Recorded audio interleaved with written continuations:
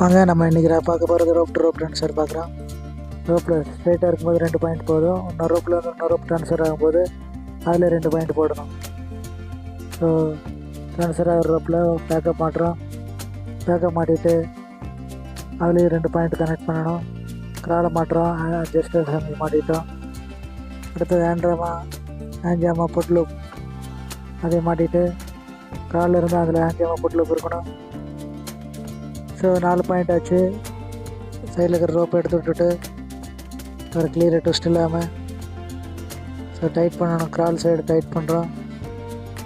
Centre side loose பண்ணுறோம்.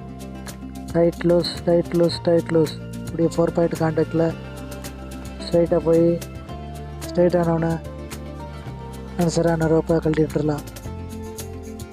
So வந்து dissent ரோப்பை கழட்டி விட்டுட்டு ரோப் கிளியர் பண்ணிவிட்டு அசெண்டிங் டிசெண்டிங் பண்ணலாம். தேங்க்யூ ஃபார் வாட்சிங்.